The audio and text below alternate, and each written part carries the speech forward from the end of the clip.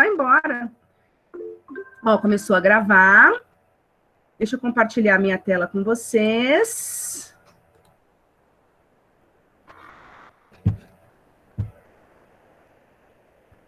Vocês estão vendo aqui esse tiozinho? Sim, tô. Com a cabeça assim, saindo uma pá de coisa. Eu não tô vendo, não. Não? Não apareceu ainda o PowerPoint para vocês? Não, pra mim não. Aqui apareceu. Olha se não tá embaixo, Raíssa, perto do povo. Peraí, deixa eu desligar a câmera que eu vou ver para você. Gente, é muita tecnologia. Calma aí que eu não consigo. Não. Muita tecnologia.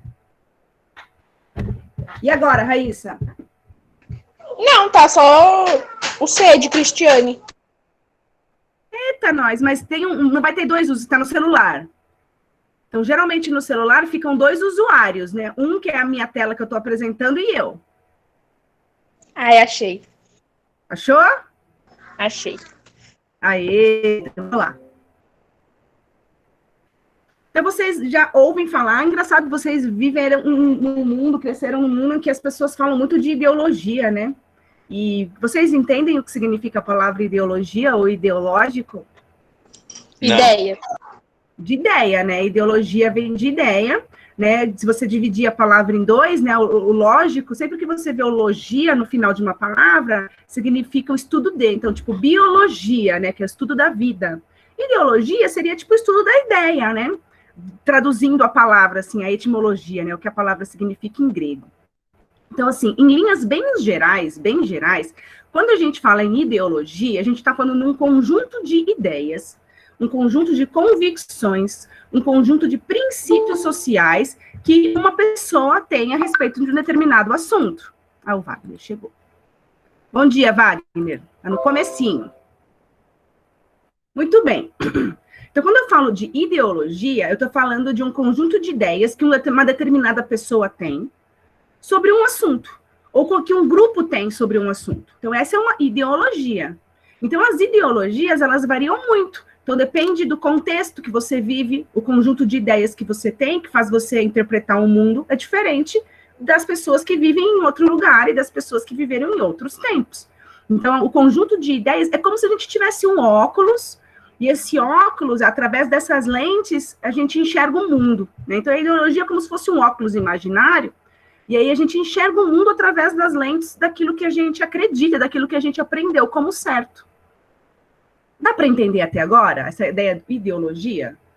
Então, eu acho que as coisas têm que funcionar de uma determinada maneira, isso é um conjunto de ideias que eu tenho na minha cabeça. Então, todo mundo aprende ao longo da vida da família, dos amigos e da escola, e da sociedade, dos livros, todo mundo aprende coisas. Então, todo mundo tem um conjunto de ideias na cabeça, mesmo que você não tenha um conjunto de ideias claro sobre um determinado assunto, mesmo que você não entenda, existe sempre o senso comum, as coisas que a sociedade fala sobre política, sobre religião, sobre economia. Então, a gente sempre tem alguma ideia sobre as coisas, nem que não seja uma ideia esclarecida de fato, mas alguma ideia todo mundo tem.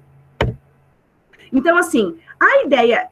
A palavra ideologia, nos últimos anos, ela vem sendo usada de uma maneira muito negativa.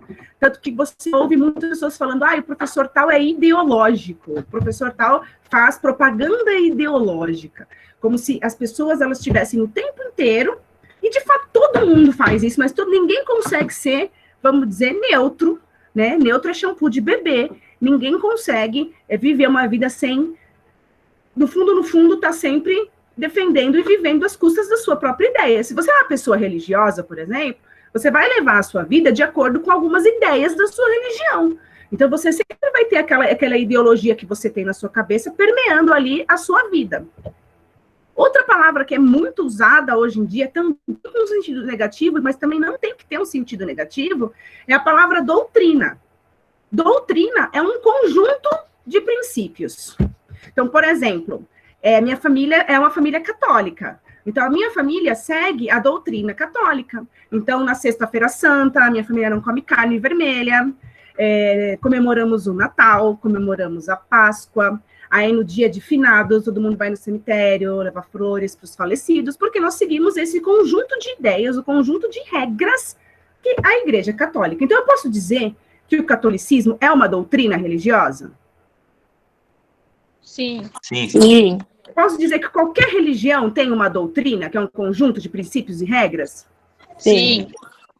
É uma coisa necessariamente ruim, uma doutrina? Não. Não. Não. Eu posso ter Não, a doutrina em si é uma doutrina. Eu posso ter doutrinas religiosas, eu tenho doutrinas políticas, não, tem gente que segue determinadas linhas políticas, determinadas regras no jogo político, tem gente que segue outras. Oi. Então, que, tipo, por exemplo, e se eu tiver uma doutrina, doutrina radical, não seria uma doutrina ruim? Se for, então, uma doutrina que, por exemplo, como os nazistas, que tem um Isso. conjunto de ideias que afirma que existe um tipo de ser humano superior ao outro, e, portanto, esse ser humano tem o direito de eliminar os inferiores. Sim, é uma doutrina, né, um pouco radical, bem ruim, porque você está eliminando seres humanos. Você está defendendo a eliminação de seres humanos. Mas a doutrina... Mas hoje em dia, o que falam muito? E para vocês, principalmente, desde que vocês estão lá no 7º, 8º ano, quem fez 8º C sabe o que vocês ouviram falando que vocês eram doutrinados por mim. Foi um ano muito divertido aquele 8º C. Saudade, Yuri. Então, assim, vocês constantemente ouviam isso. Então, eu ensinava para vocês alguns princípios políticos, filosóficos e econômicos. Mas em algum momento vocês foram punidos por acreditar ou não, por seguir ou não os princípios que vocês aprenderam em sala? Algum ser humano foi eliminado? Eu defendi que algum ser humano fosse eliminado, morto, executado? Não. Não. Então, existe uma diferença entre você ter uma doutrina, um conjunto de ideias, de princípios, e como essa doutrina é ensinada e passada para as pessoas. Todo mundo aprende doutrinas. Eu fui criada por uma família católica e eu aprendi a doutrina do catolicismo. Agora, se eu seguir isso ou não, isso é outra história. Porque eu tive outras influências na minha vida, além, única e exclusivamente, da minha família. E tem gente que muda de religião ao longo da vida, segue uma doutrina, aí aprende outro, se identifica melhor, muda de religião. Tem gente que segue uma doutrina política, depois passa por coisas na vida, aprende coisas na vida e muda de doutrina política. Então, tem várias doutrinas, e o problema não é só a doutrina em si, o problema é como você impõe essa doutrina. Essa doutrina te é ensinada ou essa doutrina te é imposta através de uma ameaça, através da punição? Aí é outra história. Ou essa doutrina é uma doutrina sectária, é uma doutrina intolerante, como é, por exemplo, as ideias nazistas, né, que propagam ideias de que, convenientemente, eu que sou branco sou superior aos outros, e, portanto, eu tenho o direito de eliminar os inferiores, porque vai melhorar a raça humana. Então, óbvio da ideia que você não tem. Isso é uma doutrina sectária, quer dizer, uma doutrina intolerante, inflexível. Então, assim, todo mundo tem ideias. Eu acho que o mais importante é a gente entender quem nós somos, quais são os nossos interesses, quais são os interesses da nossa família, da nossa comunidade, em que tipo de mundo eu quero viver, que tipo de sociedade eu quero viver, para aí eu poder abraçar a doutrina, abraçar a ideia que melhor desenvolva essas coisas que me interessam, que interessam ao mundo que eu quero viver, que interessam à minha comunidade. Para que a gente não termine burro, que o problema não é... Pode ser que você defenda uma doutrina que eu não goste, mas a questão é quando você defende uma doutrina que não interessa nem a você mesmo, só porque você aprendeu que aquilo é certo, e você tem aquilo na sua cabeça até morrer. Então, esse é um pequeno problema. Tudo isso, por quê? Nós temos no currículo, tá? É parte do currículo, não é só porque eu sou uma doutrinadora gaysista que come rim, tá? É parte do currículo, tá? Da escola, ensinar para vocês Revolução Industrial. E depois de Revolução Industrial, a gente tem que estudar as ideias que nascem pós-Revolução Industrial. Então, a gente vai discutir as ideias do liberalismo e depois a gente vai discutir as ideias de resistência ao avanço burguês, né? Então, a gente vai estudar por como que nasceu a ideia do socialismo, do comunismo e do anarquismo no contexto pós-Revolução Industrial e o que aquilo significou na época e o que significa hoje. E isso é matéria, porque aconteceu na humanidade. Então, faz parte da história das pessoas. Alguém tem que explicar para vocês o que é. E aí, se você vai gostar, se você não vai gostar, se você concorda, se você não concorda, isso é outra história. Você tem que entender o que é, para não ficar repetindo asneira na internet e me mandando figurinha absurda. Tudo bem? Então, eu deixei bem claro aqui para vocês nesse slide, não existe zero em ciências humanas, né? Ninguém é 100% imparcial ou neutro. Quando você pensa na sua vida particular, você é amigo de um casal, aí esse casal briga. Por mais que você não queira se meter, você acaba achando que um está mais certo e um está errado, porque um cometeu um erro ou não. Então, você, às vezes, acaba não se metendo, mas você tem uma queda por um lado ou por um outro por causa dos seus valores pessoais. Então, se na nossa vida pessoal a gente tem sempre uma queda por um lado ou por um outro, mesmo que a gente não queira se meter, imagina a nossa vida pública. Então, eu sempre uso essa frase do Paulo Freire para exemplificar. Não existe imparcialidade ideológica, quer dizer, ninguém é imparcial em termos de ideia. Todo mundo tem ideias na cabeça, que você é convencido de que o mundo tem que ser de uma determinada maneira ou de outra. Então, todos nós somos orientados por uma base ideológica. A questão é a sua base ideológica, ou seja, as ideias que você tem na sua cabeça, a maneira como você enxerga o mundo é inclusiva, você inclui pessoas, você inclui diversidade no mundo que você quer viver, ou é excludente? Você exclui pessoas, exclui a diversidade da vida que você quer viver. Tudo bem até aqui? Sim.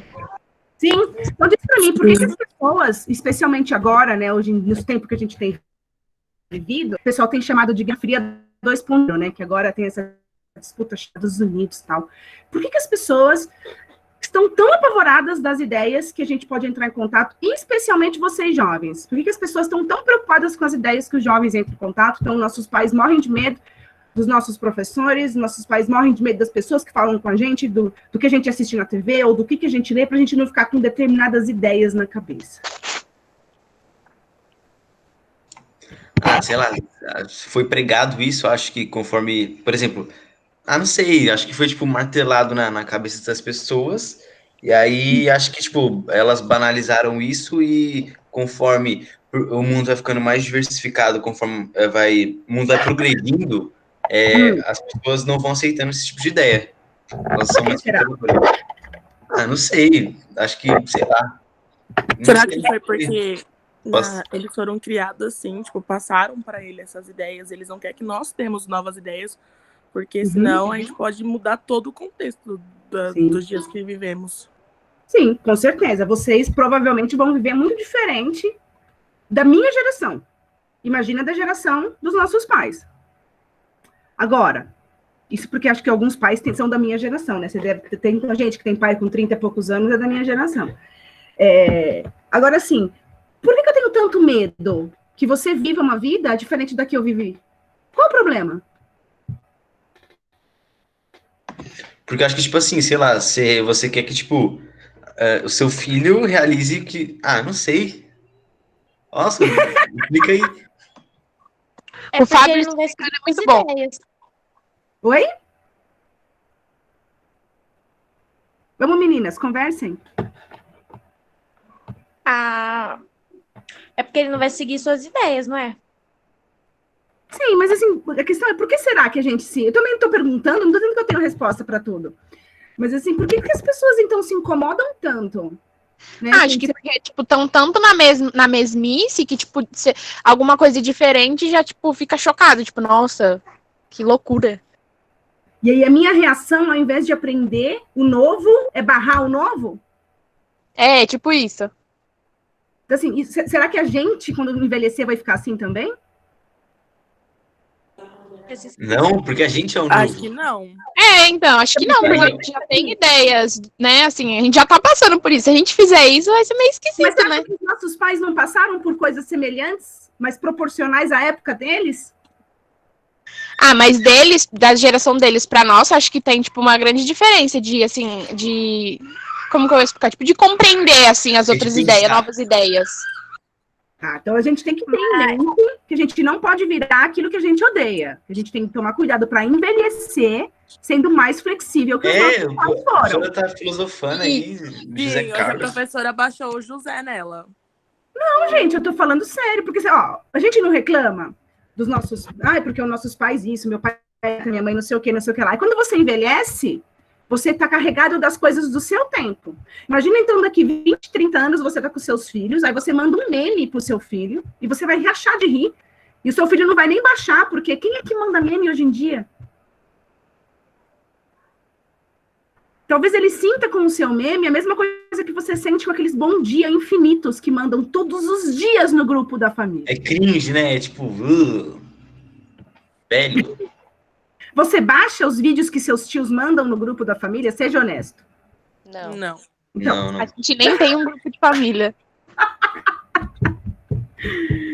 agora sim, vamos ser mais específico, porque vamos voltar, né? Porque nós vamos estudar o socialismo, comunismo, o anarquismo agora nessa aula. Por que que hoje em dia a gente tá morrendo de medo do comunismo? Fala sério, existe uma ameaça? Comunismo? Nunca existiu, né? De fato, Mas sim.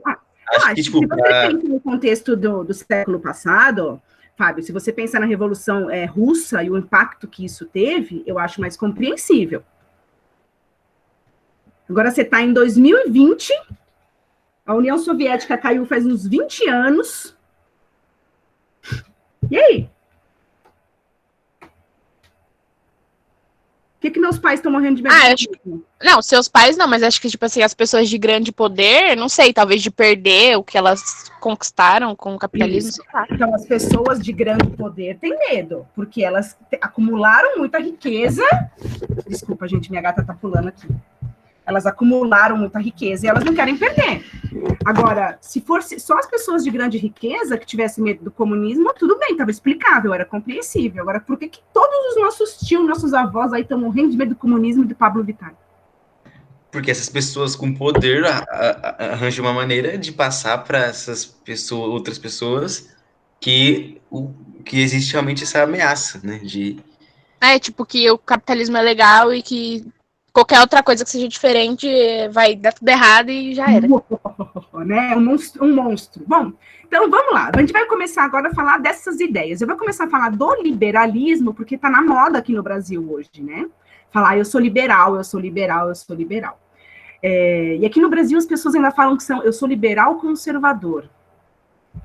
Enfim, eu vou tentar explicar para vocês um pouquinho sobre essa ideia, né, o que é esse liberalismo, mas a gente, para entender o que é o liberalismo, o que é ser liberal, o liberal clássico, você tem que entender os caras que começaram a escrever sobre essas ideias no contexto que eles viviam, na situação que eles viviam, porque eles viviam numa situação diferente da nossa, e por isso eles tiveram essas ideias.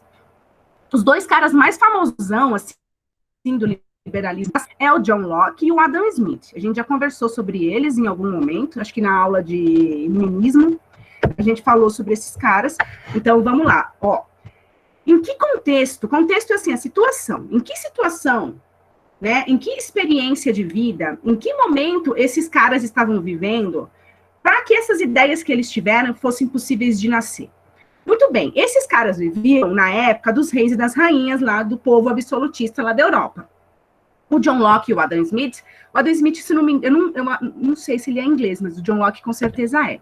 Então, muito bem, eles vivem lá na Europa e eles vivem num país que tem lá um rei, né, tem a monarquia, e o rei é rei porque Deus quis, e aí o filho dele se torna rei, e a burguesia tem dinheiro, mas não consegue participar da vida política de fato.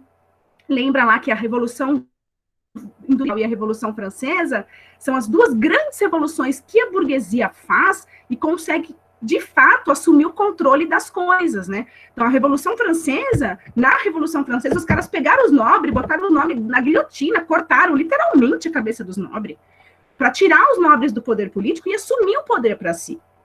Então, esses caras viveram numa época em que reis e rainhas, né, eles tinham total controle sobre as pessoas, e eles eram donos de tudo. Então, a nobreza era dona das terras, a nobreza era dona de todo o poder, a nobreza era dona de toda a riqueza. Dentro desse contexto, esses caras não são nobres. Então, o que eles vão dizer que eles querem? Liberdade. Então, a palavra liberalismo está muito ligada com a palavra, né, liberdade. Então, eles querem liberdade para eles poderem ter mais direitos do que um cara X que nasce filho do outro cara e concentra todo o poder. Então, os liberais, na época que eles viveram, o John Locke, o Adam Smith, naquela época, eles eram radicais progressistas, porque eles não tinham poder político, mas eles queriam mais liberdades, porque só quem tinha direitos e privilégios eram os nobres. Qual que é a fórmula clássica do liberalismo clássico? Eles vão dizer assim, principalmente o Adam Smith, que é esse carinha aqui que os caras adoram usar de exemplo. A fórmula clássica do liberalismo é liberdade e igualdade de oportunidade. Por quê? Porque só quem tinha oportunidade na época que eles viviam eram nobres, porque você nasceu nobre, então você nasceu privilegiado. Então eles querem quebrar esse privilégio da nobreza e que todo mundo possa ter oportunidade para fazer comércio, para falar o que quer, para competir. E o papel do governo não é concentrar poder para si mesmo. O papel do governo é garantir que todos os cidadãos tenham direitos iguais, para que todo mundo possa competir livremente, e aí sim, todo mundo sendo igual, a gente vai competir livremente, e quem chegar primeiro ganha. Deu para entender isso aqui?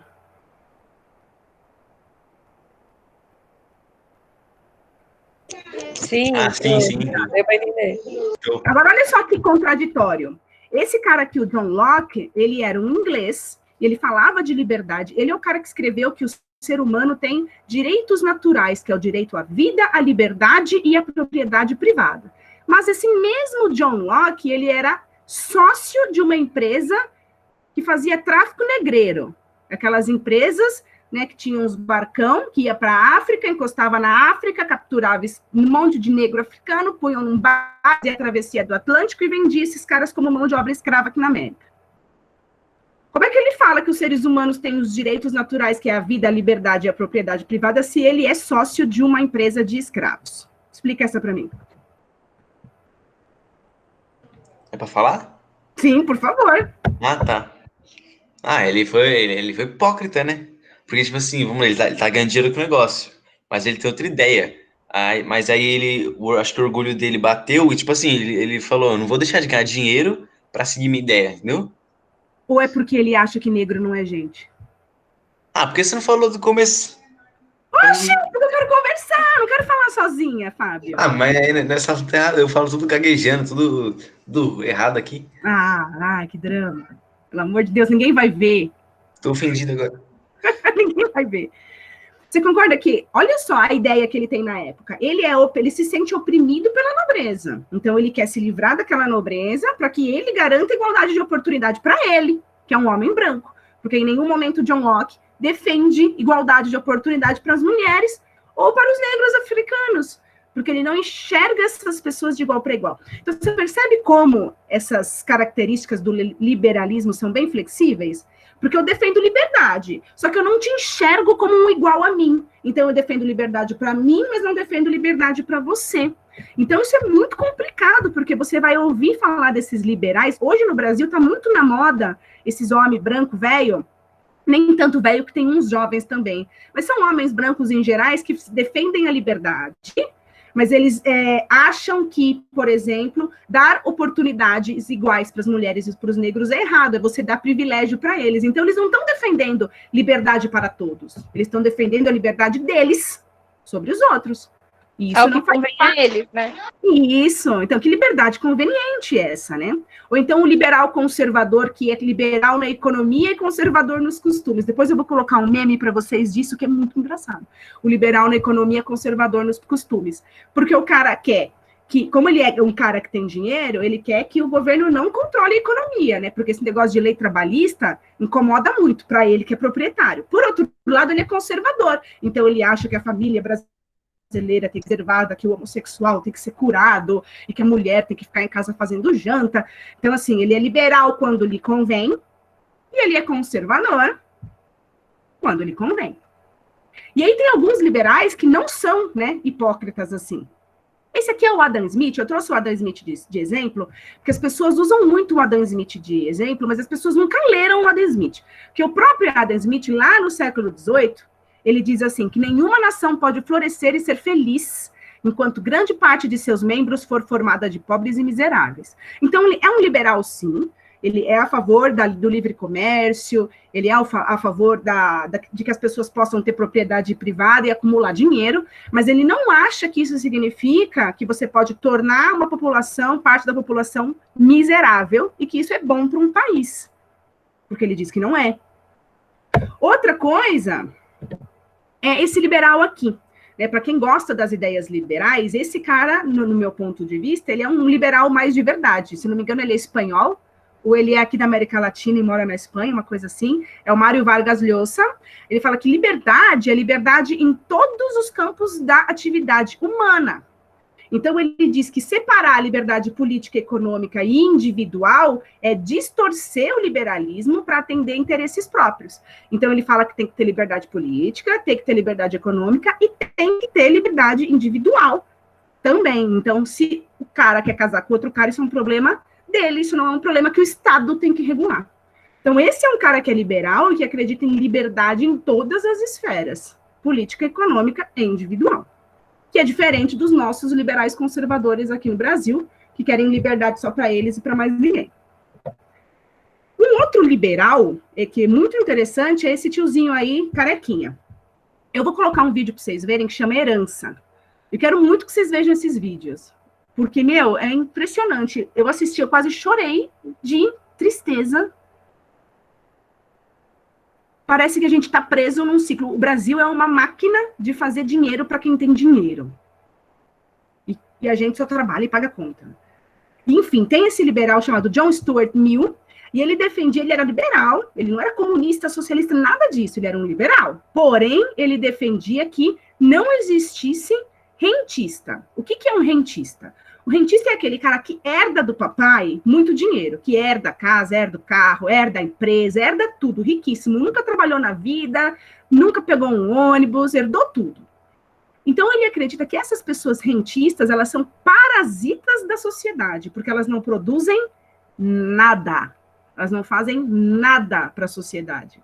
Então, ele acredita que essas pessoas que ganham, que herdam muito dinheiro, e não estou falando de herdar uma casinha, que é geralmente o que nossos pais deixam para gente, quando muito. Estou falando de herdar mesmo, herdar, tipo, eu sou filha do dono do banco, eu vou herdar todo esse dinheiro.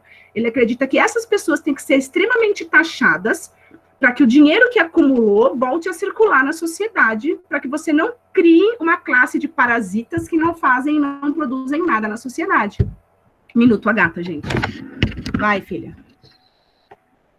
Vai. Perdão. Vai, Olguinha. Ô, meu bem. Vem cá, vem. Isso, pulou. Ai, desculpa, gente. Muito bem. Aqui no Brasil, que eu estava falando para vocês, o Brasil é um paraíso para quem já é muito milionário, bilionário. Lá nos Estados Unidos, que não é um país que a gente pode dizer nem um pouquinho que é comunista, quando uma pessoa herda uma grande herança, ela é taxada em até 40%. Então, se eu recebo uma grande herança, 40%, até 40% eu pago de imposto para o governo para esse dinheiro voltar a circular na sociedade. Aqui no Brasil, as pessoas que recebem grandes heranças, muito dinheiro, pagam em média 4,5%. Então, isso aqui é um paraíso para quem é muito, muito rico. Paraíso. E aí, como é que a gente, que não nasceu muito, muito rico, vai ficar muito rico, vai poder melhorar de vida? Nunca. Não vai. A riqueza é infinita? Não. Não.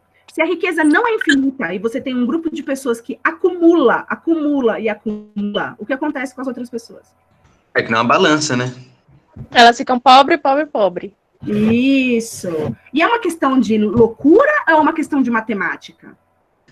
Questão de matemática, né? Cálculos. Se riqueza é finita, eu tenho esse tanto de riqueza no mundo, e uma pessoa acumulou metade dela, todas as outras vão ficar com o que sobra e vão ter que dividir entre si. E é muito menos. Por isso, lá depois da Revolução Industrial, vão começar a nascer ideias como o socialismo e o anarquismo. Então, veja, o liberalismo é uma ideia mais antiga, né, porque é uma ideia que vai nascer ali contra a nobreza. O socialismo e o anarquismo já é uma ideia pós-revolução. Então, agora, os burgueses já são os líderes do mundo, né? Os burgueses derrotaram os nobres e assumiram esse controle sobre a política. Então, eles usam dos governos para se beneficiar. Por exemplo, em países de governos burgueses na Europa, era proibido fazer greve.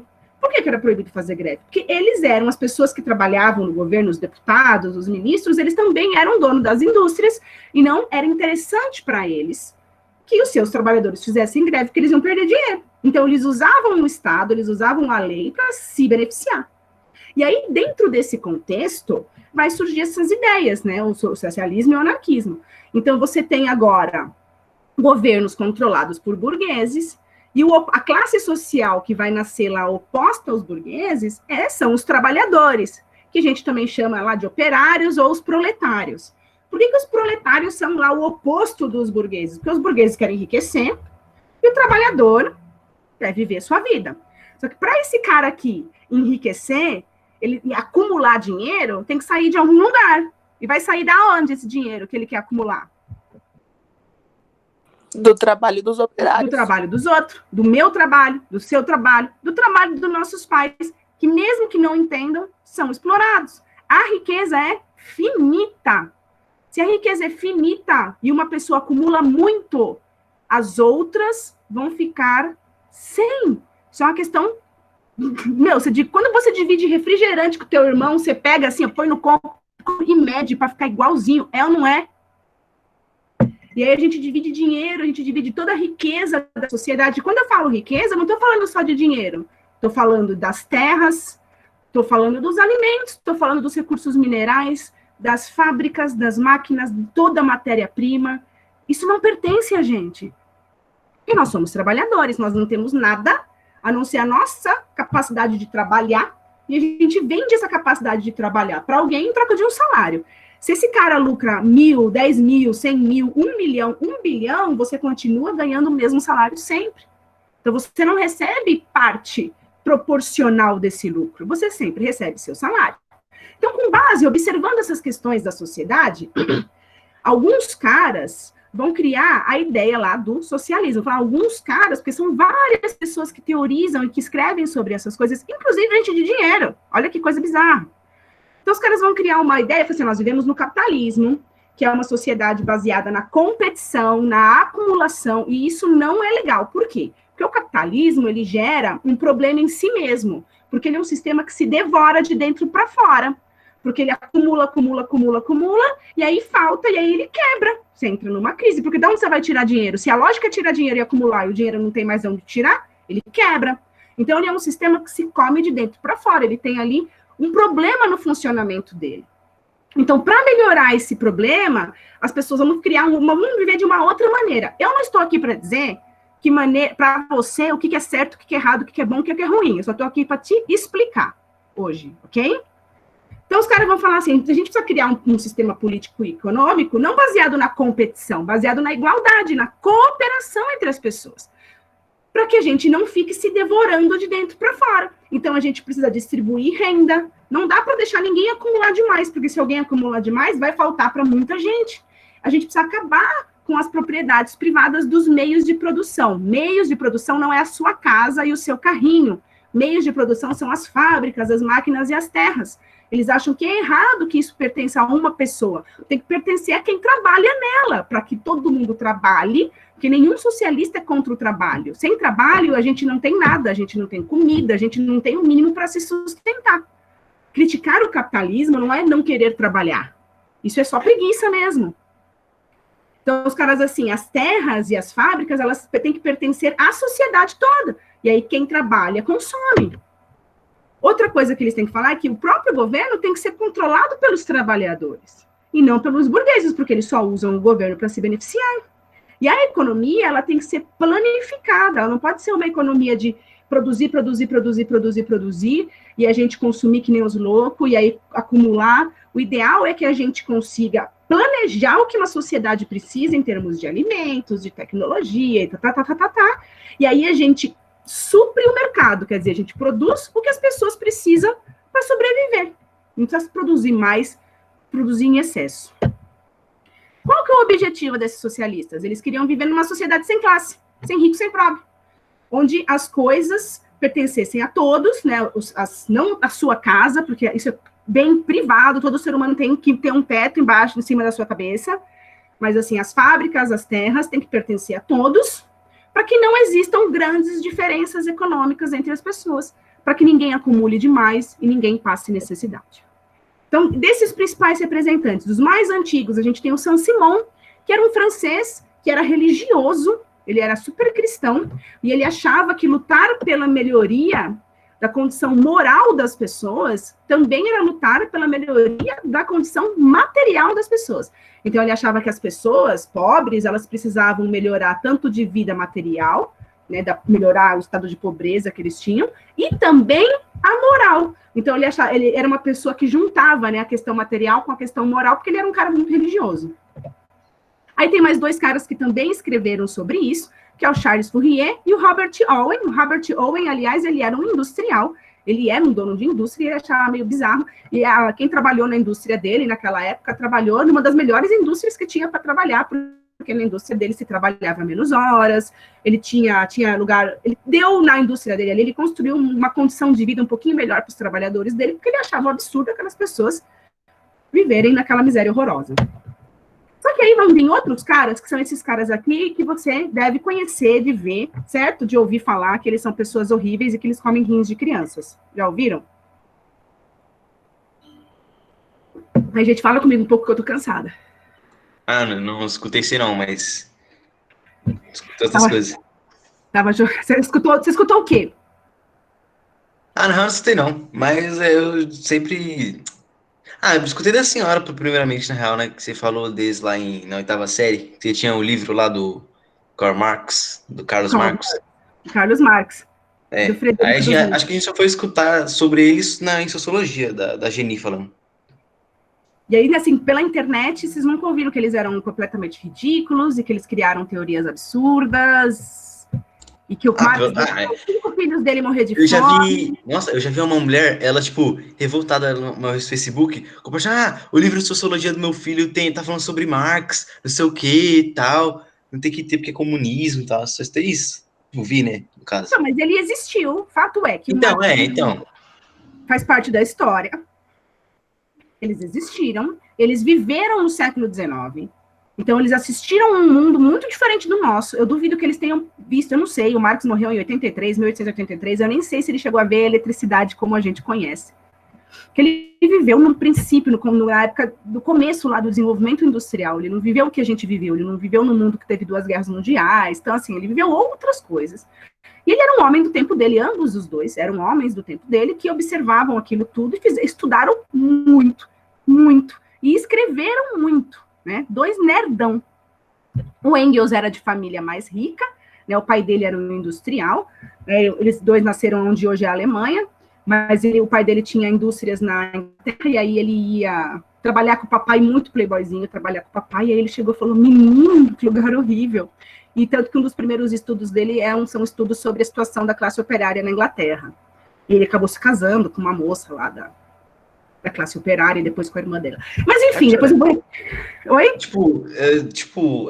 Esse negócio dele publicar negócio socialismo e tal, fazendo essa crítica, gerou problema pra ele? Tipo, o pai dele, esse negócio assim? Era um pouco contraditório, porque assim, você pode criticar o capitalismo, mas assim, eu também sou crítica ao capitalismo, mas eu preciso trabalhar, preciso de dinheiro, senão eu não como, entendeu? Então você tá preso nesse sistema, porque você não pode viver de outra maneira, ao contrário do que dizem.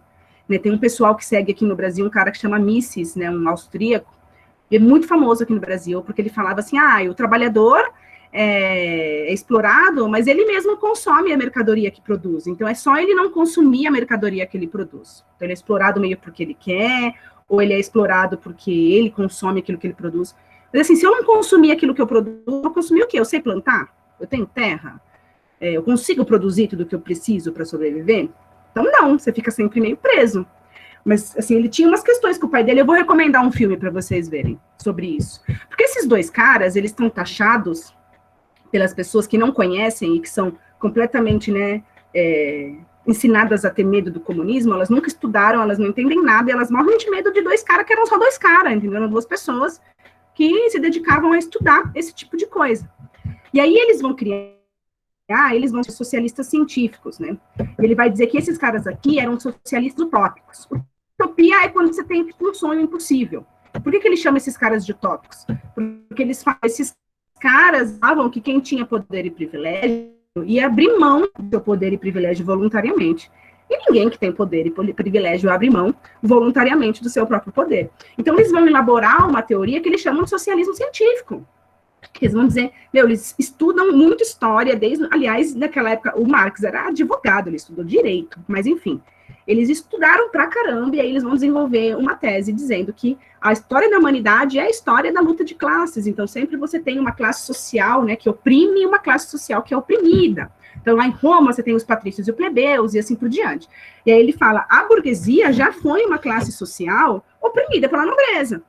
Só que a burguesia foi uma classe social verdadeiramente revolucionária, porque eles foram lá, e através de uma revolução, de pegar em armas, eles destruíram, eles tiraram o poder da nobreza para si.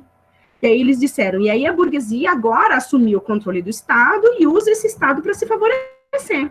Portanto, a classe oprimida hoje, que são os trabalhadores, precisam desenvolver consciência de classe, precisam aprender sobre isso, precisam entender como a sociedade funciona, para ser tão revolucionário quanto a burguesia já foi. Então, da mesma maneira que a burguesia derrotou a nobreza, nós, agora, os trabalhadores, temos que fazer a nossa revolução e destruir a burguesia para assumir o controle do Estado e para criar essa sociedade que não é dividida em classes, em que todas as pessoas trabalham e são donas daquilo que produzem, que ninguém fique necessariamente muito rica e ninguém necessariamente muito pobre. Então, eles criam toda uma teoria que eu estou simplificando horrores, porque isso aqui é uma aula de Estado do segundo ano, mas que é uma porrada de coisa escrita, uma porrada. E, segundo eles, o socialismo seria uma fase de transição para o comunismo, que socialismo e comunismo, na teoria do Marx e do Engels, não é a mesma coisa. Eu lembro que eu expliquei isso para vocês, mas vocês eram titinico. Eles vão dizer assim, o capitalismo é um sistema que se come de dentro para fora, ele vai entrar em crise. Né? E aí, nesse momento, os trabalhadores têm que ir lá tomar o poder do Estado. E aí nós vamos implantar um sistema socialista, né, que seria que eles chamam de ditadura do proletariado, que é quando os trabalhadores assumem o controle dos meios de produção, para que a sociedade aprenda a viver de outra maneira, para que elimine as classes sociais, para que a sociedade se transforme. Quando a sociedade já estiver transformada o suficiente, quando não for mais uma sociedade que age na base da competição, e sim na base da cooperação, aí nós vamos poder transidir do socialismo para o comunismo, que seria, segundo a teoria deles, né, o ápice do desenvolvimento humano, que seria quando as pessoas se dividem em comunidades que se autogovernam, e a gente não precisaria mais de um Estado, porque, segundo eles, os estados, as fronteiras, os países, são invenções burguesas que nos fazem entrar em guerra um com os outros, trabalhador contra trabalhador, para defender o dinheiro de um burguês ou de outro. Deu para entender isso? Professora, mas tipo assim, e o socialismo libertário? O que seria, então? Putz, aí tem um monte de... de bagulho, de caminhos, né, de nomes. Aí você tem o social-democrata, o socialista libertário, aí você tem, assim, a única coisa que não existe é anarcocapitalismo, isso não existe. Isso aí é conto de fada da cabeça de um adolescente lunático, tá? Sobre esse tanto de correntes, eu acho que eu tenho alguma coisa da Sabrina Fernandes, eu mando para você. São muitas. Aquela menina, aquela menina da hora, hein? Aquela menina. Do Tese 11, né? Da hora. Meu, ela fez um vídeo sobre correntes, assim, são várias. Eu aqui só peguei essa teoria do socialismo e comunismo circular. Qual o nome, senhora? Oi? Qual o nome? O nome do canal é Tese 11. Ah, tá. Eu mando para vocês, eu vou colocar no Google Sala de Aula, eu já coloquei lá uns vídeos, tá em rascunho, não publiquei, depois eu vou colocar outros, aí eu ponho um dela lá para vocês também. Mas é muito essencial que vocês se informem sobre esses assuntos, porque você vive numa sociedade que fala disso o tempo inteiro e ninguém entende nada direito. E aí as pessoas têm medo. Qual que é o problema? O problema não é que as pessoas, elas não são comunistas como eu sou. O problema é que as pessoas estão brigando contra um inimigo invisível, contra um fantasma que não existe. Porque se a ameaça comunista sou eu, gente, não tem ameaça, eu fico na minha casa lendo. É ridículo isso. Bom, agora eu vou comparar. Na minha época se falava muito mais de anarquia do que de comunismo. Não sei por que minha mãe sempre usou a palavra anarquia, porque anarquia é uma bagunça. Olha como também as pessoas deturparam o conceito de anarquia, né? O anarquismo também é uma ideia radical de esquerda, também é uma ideia que se contrapõe completamente ao capitalismo. Assim, o capitalismo não dá, o capitalismo é um sistema econômico que se come de dentro para fora. A tendência dele é colapsar, é entrar em declínio, é causar uma crise social horrorosa. Então, a gente precisa destruir o capitalismo. Só que os anarquistas, assim como o Bakunin, que é esse cara aqui, eu vou passar um filminho para vocês assistirem, eu já achei ele inteirinho no YouTube, já botei lá para vocês verem. E aí vocês vão ver todos esses personagens, porque eles viviam na mesma época e ficavam debatendo ideia, que é isso que essas pessoas fazem. As pessoas acham que os comunistas e os anarquistas comem rim de criancinhas, mas na verdade elas leem e debatem ideias. É tudo um bando de nerd. Porém, vamos lá. O Bakunin, os anarquistas, o Bakunin eu coloquei a foto dele aqui porque ele é o principal, né? Ele é um russo famosíssimo, assim, é o único que eu li de anarquista. E eles achavam também que tudo isso do capitalismo, porém, eles achavam que, assim, beleza, assim como os comunistas, a gente acha que o capitalismo é o problema, só que a solução, o caminho para chegar na solução é outro. Então, assim, ambos achavam que a solução era aqui, mas para eu chegar nessa solução, os anarquistas iam por um caminho e os socialistas por outro. Então, o debate deles era esses. Aí eu trouxe mais 2 fotinhos de anarquistas famosos, que é o Kropotkin, que era outro russo, e o Proudhon, que era um anarquista francês, que tinha uma tretinha com Marx, eu já explico. Muito bem. Para os anarquistas, também, os trabalhadores tinham que derrotar o Estado burguês. Só que os anarquistas acham que não tem como ter aquela fase de transição que a gente chama de socialismo, que os socialistas acreditavam. Né? Então, o Marx e o Engels achavam que tinha que destruir o poder, né, da burguesia, estabelecer uma ditadura do proletariado para ter uma fase de transição, para que a sociedade aprendesse a viver de outra maneira, para, enfim, chegar no comunismo, que seria o ápice do desenvolvimento humano, segundo eles. Os anarquistas falavam não. Todo Estado tem o potencial de ser opressor. Então, para os anarquistas, o principal problema da sociedade humana é o Estado, é o poder centralizado. Então, para os anarquistas, para que a gente possa se mover enquanto sociedade, buscando viver de uma maneira melhor, a gente tem que destruir o Estado, qualquer tipo de formação, qualquer tipo de organização estatal, imediatamente, e aí formar sociedades, comunidades que vão se autogovernar, que vão se autogerir, sem Estado. Aí os comunistas falam, você é louco, mano, de um dia para noite você quer destruir o Estado, tal, não vai ter transição, e aí os caras ficam debatendo. E essa é a grande questão entre comunistas e anarquistas. E aí tem esses 2 caras, esses 2 livrinhos aqui. Esse daqui, que tem esse cara barbudinho de óculos, porque os 2 estão barbudinhos, é o livro do Proudhon. O Proudhon era um francês, anarquista, e ele escreveu um livro chamado Filosofia da Miséria, em que ele vai lá e aponta todas as contradições econômicas do capitalismo, e ele vai lá e dá sugestões, né, de como resolver essas coisas. Aí o Marx e o Engels leem esse livro e falam, não, esse maluco tá tirando, não é bem assim. E eles vão lá e escrevem uma resposta, e dão o nome dessa resposta de miséria da filosofia. Então, enquanto as pessoas acham que os comunistas e os anarquistas estão comendo rim de criancinhas ouvindo Beyoncé, eles estão lendo, debatendo e criando teorias de como viver numa sociedade sem contradições econômicas e sem ricos e sem pobres. Tadã! Ai, que perigo, gente! E aí, o filminho que eu queria recomendar para vocês é esse, que é o Jovem Marx. Eu já achei ele na internet legendado. É um filminho alemão que conta da vida do Marx e do Engels, quando eles se conhecem, quando eles começam a trabalhar juntos, e aí aparecem os outros personagens, o Proudhon, que eles vão lá debater, aparece o Bakunin, que eles também debatem, aí aparecem as reuniões que eles vão, os discursos que eles fazem, eles só são 2 pessoas que dedicaram a vida a estudar. Só isso. Tem na Netflix? Então, na Netflix não, porém eu achei no YouTube.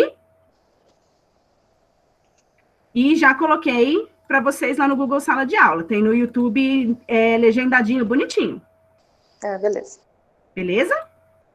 Ai, olha lá, vai todo mundo assistir o Jovem Marx. Muito bem, doutrinação. Agora que vocês estão todos doutrinados, vamos colocar Beyoncé para terminar a aula. Não? Quê? Como assim? Ai, gente, porque doutrinação comunista, gaysista, abortista. Quê? Ah, tá, entendeu.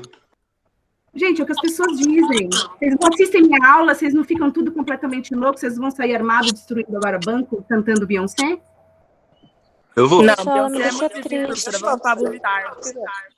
Peraí, deixa eu apagar essa gravação aqui. Parou?